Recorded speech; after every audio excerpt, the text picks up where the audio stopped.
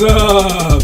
Hey, happy 5th of July to all of you guys who celebrate that one instead of celebrating the 4th. I don't know who you are out there, but happy 5th of July to you. Anyways, we're here with Limitless Hoops, and I'm about to work out in Aurora tonight. Aurora. Sounds like a slow motion word, but yes, if you're here, check it in the comment section so that I know that you're here. We got Kieran and Declan Louth. We have Teo Trujillo. I see you, Taz. What's poppin'? What's up, guys? And yes, tomorrow is Chicago. We are flying to Chicago. All right. And what are we going to do when we're there? What are we going to do when we're there? We're going to play some basketball. All right. And we're playing against some of the best teams in the country. We got Caleb in the comment section. What's up, Caleb? All right. And we leave tomorrow at 1:10. All right. But some people are leaving a little bit later. We had some people buy flights today. All right. Some people are being added to the roster like right now. It's like insane. We actually have I think 10 to 11 or 12 guys going now, all right, which is a far cry from where we were a few weeks ago, all right. So I don't know what it's going to be like. It's going to be crazy, but we're going to get some playing done. All right. It is like a local big time tournament, so we'll see what kind of scouts are there. All right. We are in the top division, so we'll see what kind of players are there as well. All right. We play 3 games. They're all linked on our website. All right. We play 3 games, and then we play a playoff. So 3 pool games, and then we go to the playoffs basically. Depending on how we do in the pool play. Means where we're headed to in the, I guess you can call it the second round. All right. And when we get to the second round, there's up to 3 more games. Ours is just 1 game and you're done. So that's our schedule. So we either play 4, 5, or 6 games. All right. The games will be televised. Is that what you call it? Webicized? Internet televised. It'll be streamed. There you go. Through Baller TV. I don't know if you need an account or whatever, but if you do well in the game, be sure to purchase that game. All right, don't let it just fly by the wayside and not deal with it. So if you do well in the games, I mean, I would definitely take that so that you can send it to coaches out there.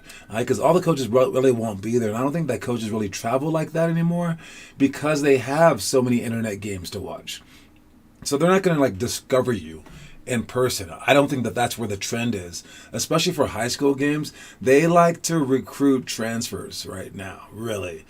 But if you send the tape to them, especially with you doing well, that's how you can get on their radar, especially in the first tournament of the summer. Then they can possibly catch up to you in Vegas to see you in person because they do like to see people that they're already recruiting in person. All right, no matter how much tape they have on you, they want to see you in person. Even if you send them an entire tape, they want to see you in person. Why do they want to see you in person? Because coaches aren't stupid. Coaches they've seen good players. They know good players. Anyone can have a great game or a horrible game. They want to see how you drink water. Did you offer it to your teammate? They want to see what happened when the coach took you out. They want to see what happened when the guy blocked your shot and you got sat on the bench, how you reacted. They want to see that kind of stuff. They want to see if you shook the other team's hand after the game. They want to see if you hugged your mom after the game, dude. They want to see how you talk to your teammates during warm-ups. They want to see if you're a leader because they have to judge you and give you $100,000 basically more just by meeting you a few times, and they want to judge all of you. They don't want to get some high-flying dunker who hit 7 threes in 1 game. They don't want to give that guy a quarter of $1,000,000 and then find out that he has a drug problem or I don't know, he's just lazy and he's already peaked. He's never gotten better. He's been that good for 3 years. They don't know your work ethic, and all they can do is just tell by your on-court demeanor. I'm trying to change that by having you guys post homework though, so that's part of the reason why, so that they can see how you work. It's because they're just trying to guess in the meantime. But this one, if we get it going, they can actually see on YouTube how you work. They'll be like, wait, what?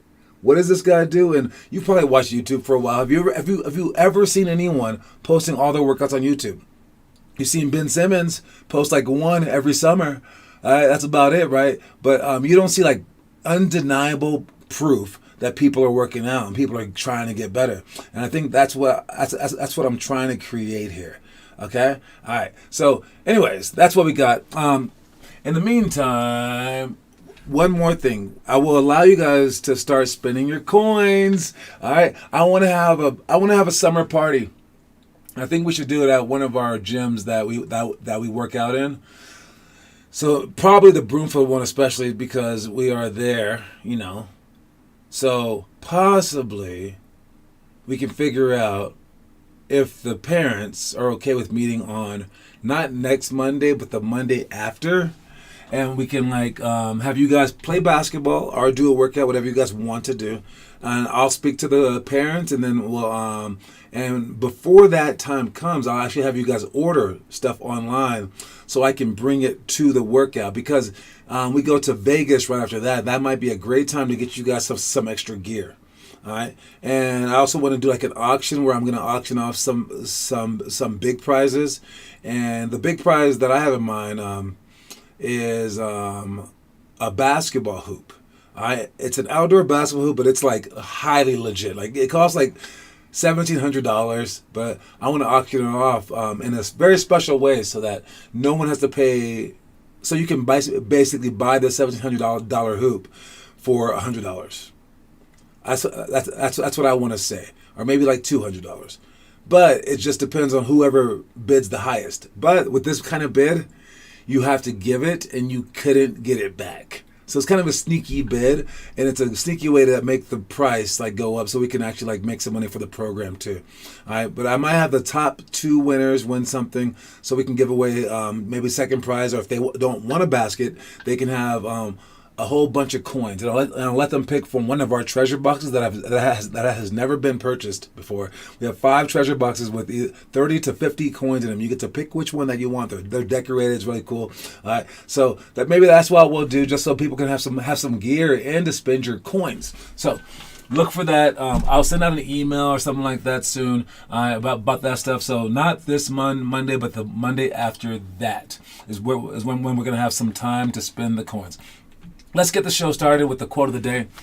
Quote of the day is ultimately, who wrote this?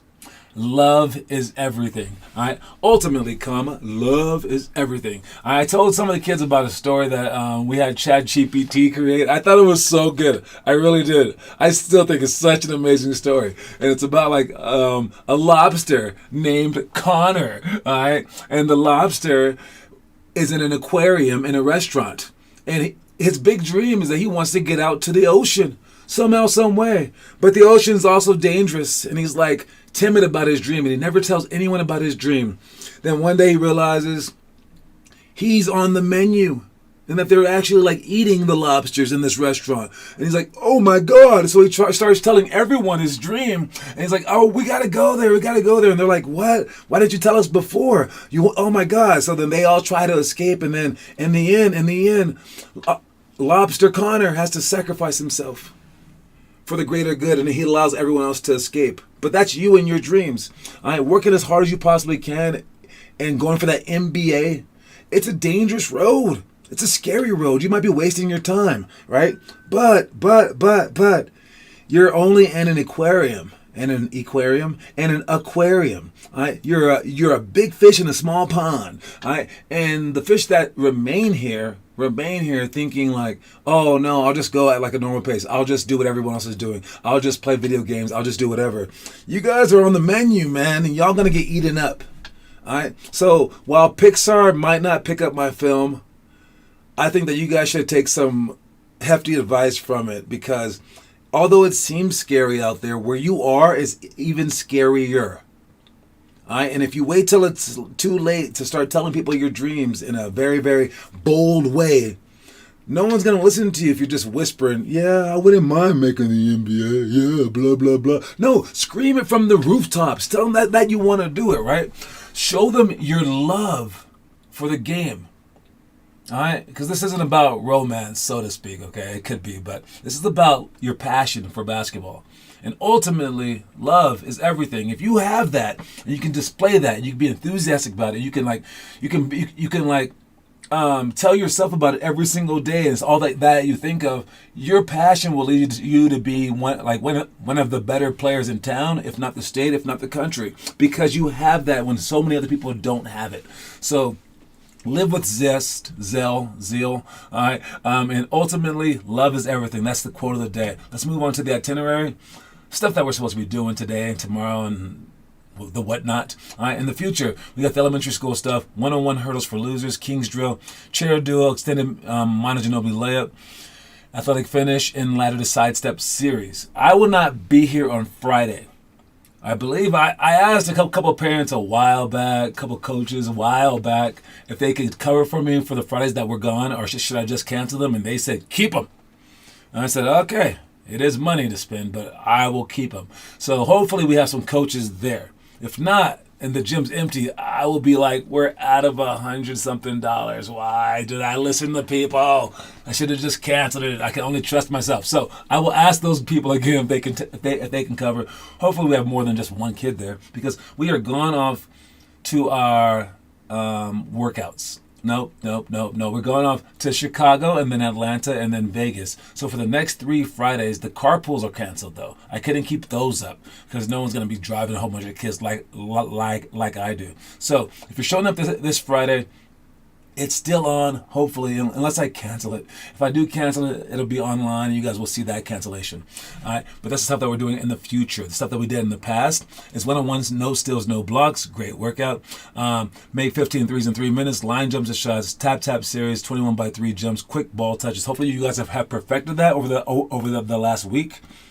Because if you were presented something and you couldn't do it during the practice and you didn't work on it after the practice, well, you're screwed.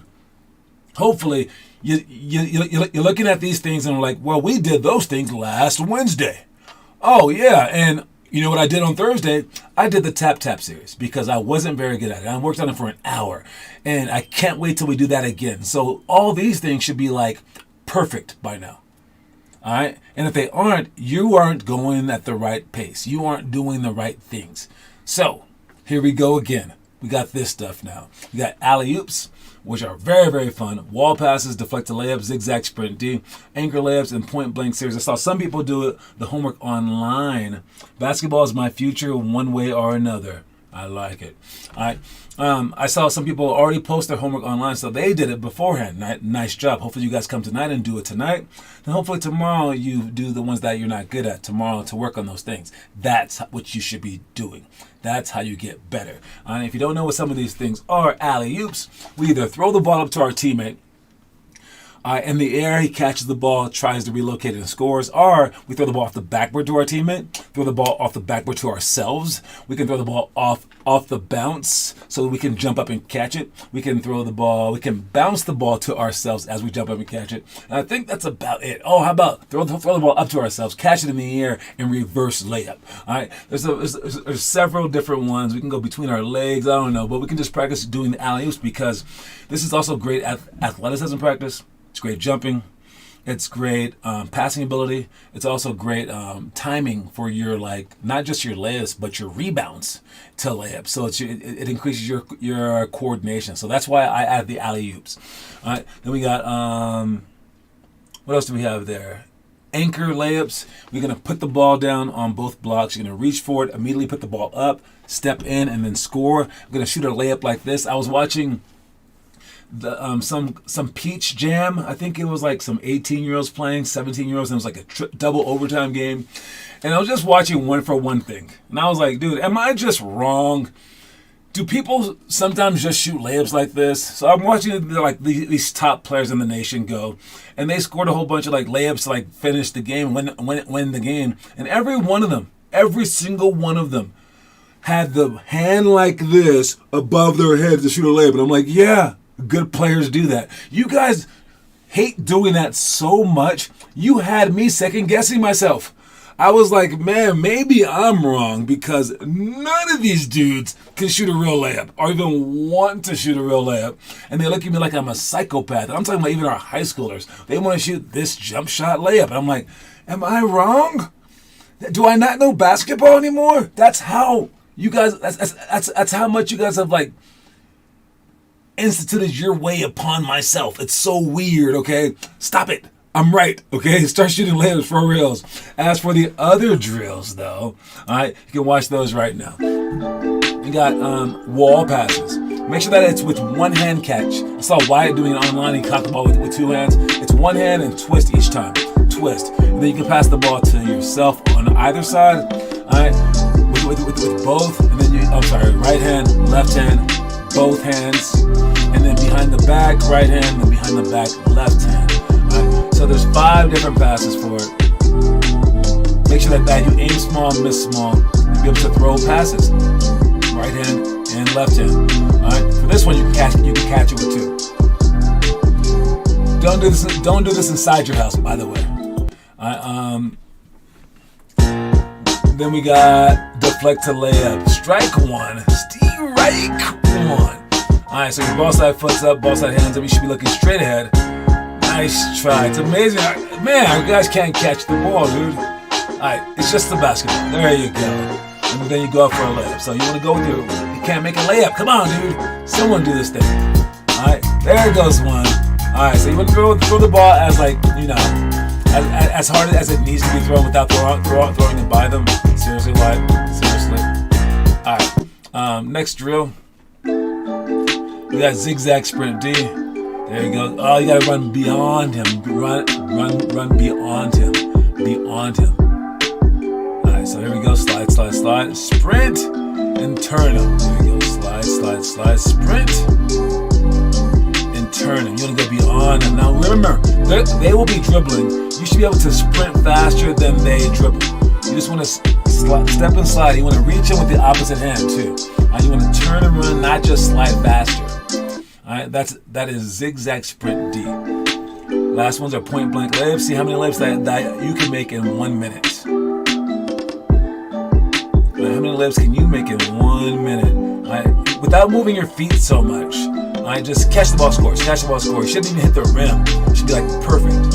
Alright, and then you can do this with the right hand and with the left hand. So those are all of our drills. Let's see what you guys have been up to for homework. Got 150 shots, 75 made, 50% exactly. Nice job, Wyatt. I see you, Wyatt. Phil Handy, Hanley. His name is Handy. Phil Handy, not Hanley. All right, nice job. There's some ball handling, some Kieran, triple cross repeat. Wyatt with the anchor layups right there too. Vaughn and Donovan dribbling. I see you, Vaughn and Donovan. All right, nice job. Oh, did he use the home court app? I like it, Caleb. That home court app, I used that for like 3 months. It was so fun. It was pretty cool. I highly recommend. Are they a sponsor? They should be a sponsor. Man, what's going on with my sponsors? Anyway, watch this video for the day and we'll talk about it. Eat breakfast like a king, lunch like a prince, and dinner like a pauper. I try to have a huge breakfast and a big lunch. But some nights, I have no dinner at all, so that the next day I'll feel my strongest. You don't put gas in your car when you park it in the garage at night. So be sure to metaphorically stay as hungry as possible.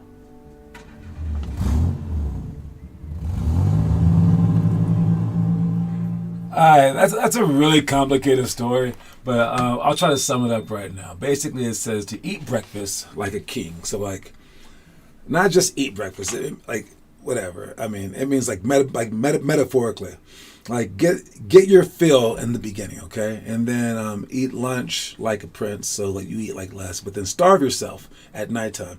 All right, and it says to do that so that you can remain hungry. And for this one, of course, we're talking about like you want to remain hungry for like the NBA. So what we're planning to do is this: we're planning to feed you guys, to feed your egos, to feed everything about you by hyping you up. That's why I got coins. That's why I'm trying to get you guys so much more. Trying to get you guys like on YouTube videos and like getting you guys like all the clout that you guys need, so you guys can get that to begin with.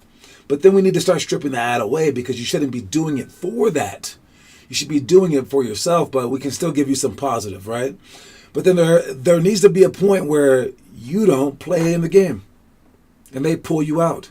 There needs to be a point where you don't get everything that you want and the ref calls every single call against you. There needs to be a point where you get your butt kicked by the other team. And that's starving your ego. That's starving yourself kind of, so that you want it so much more than anyone else because you've been starved of it. And it's saying that you need to like experience all three. You need to get a taste of what is in store. Then you need to get weaned off it a little bit. And then you need to be starved of it so that you want it again. All right. So make sure that you are experiencing those three and that you're appreciating those three. So when there is a bad moment and you do suck and you can't make a shot and the coach hates you and your parents are like, why don't you just quit basketball, boy? Like that, you should appreciate it. You should appreciate it because it's going to be what makes you amazing. And all the frustration that you feel is the fuel that you need to go out there and shoot freaking 2,000 shots because you're so mad. You wouldn't have done that if you had scored 50. You wouldn't have done that. So luckily you didn't score 50 that game. Luckily you clanged the ball off the rim 18 times because you went out and worked at it. So yes. I'll repeat it again just because I think it's a weirdly deep one. I didn't write this. Someone else did. But eat breakfast like a king, lunch like a prince, and dinner like a pauper. Pauper is like a poor person. I try to have a huge breakfast and a big lunch, but some nights I have no dinner at all, so that the next day I'll feel my strongest. So when you're at your weakest, you're actually like kicking into survival mode, and you're actually like your strongest. Like you don't want to fight a hobo over a ham sandwich. All right. I mean, like if a rich person's fighting you for a piece of steak and a poor person's fighting you for a sandwich, that poor person will kill you. Okay. And so you want to be like that poor person at some point in time. You don't put gas in your car when you park it in the garage at night. So be sure to metaphorically stay as hungry as possible so you can go somewhere. You need more gas to fuel your tank, basically. All right. That's what we had. And let's check out the movie of the day. All right. So yesterday we talked about The Little Giants. All right, and the third grade movie was The Karate Kid. Then we got Rocky, Happy Gilmore, Necessary Roughness, Friday Night Lights. All right, Major League is the eighth grade movie. The Hustler, the 1961 version. Murder Ball, The Way Back is the 11th grade movie. And then Rush is the 12th grade movie. But the second grade movie is this unheard of movie, that little known movie. No one ever talks about it. It's called Hoosiers.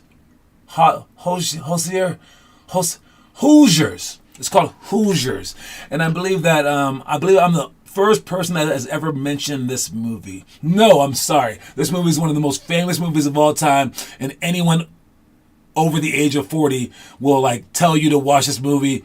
No matter what, you must watch this movie. It's the greatest movie of all time if you're an athlete. I don't think it's so unbelievably amazing, but it was before my time. All right. But it's so iconic. I would say like over Space Jam, over He Got Game. This is the number one basketball movie of all time, being iconic in the sense of being an iconic movie. I personally like White Men Can't Jump and Above the Rim, but it's okay though. This is for a different generation. Watch this with your father. Mother, maybe. I don't know. All right. It is a pretty good story. That guy's an alcoholic. They shot free throws underhand. That's a huge thing that stands out. There was a player in the NBA, in the NCAA, whose dad was in the NBA and was an amazing free throw shooter underhand, and he emulated his dad during his college basketball career. That was pretty neat for the Gators. All right. But yes, this movie is legendary. If you're a second grader out there and want to watch the movie of the... did I pause? If you can still hear me, let me know. But yes, that's the movie. I'm paused on my screen. Let's see. Uh-oh. If you can hear me, let me know. Let's see. Where's my camera?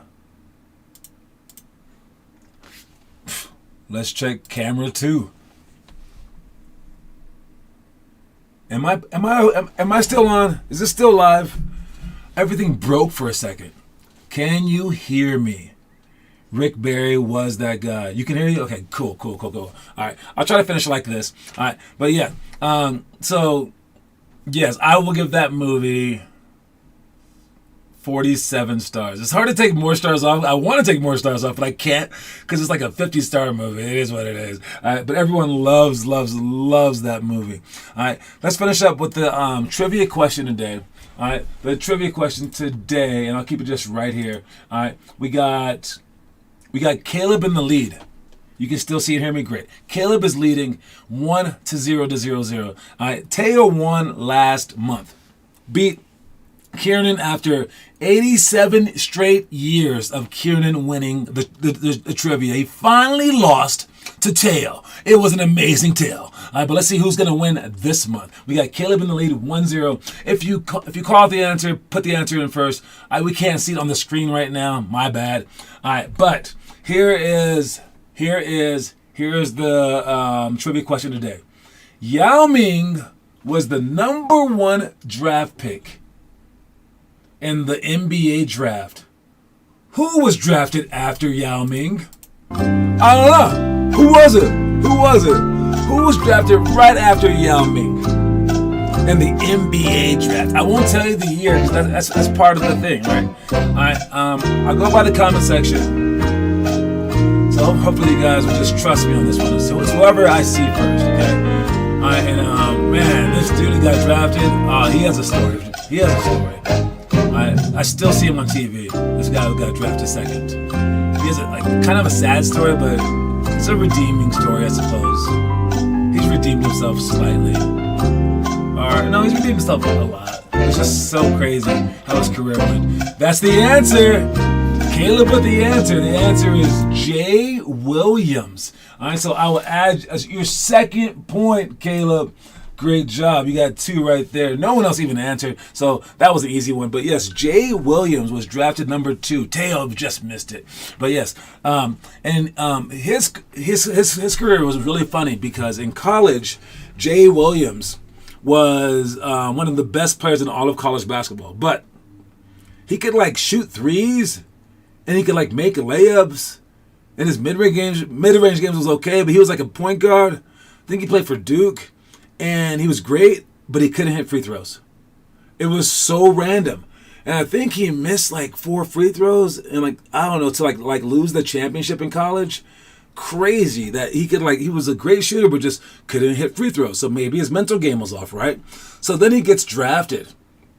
And as he gets drafted, he goes to the Chicago Bulls, starts playing, has a couple of great stories about how he played against Kobe Bryant. Thought he kind of exaggerated a little bit, but he got there before the game, and Kobe was already there, drenched in sweat. He was like, "What?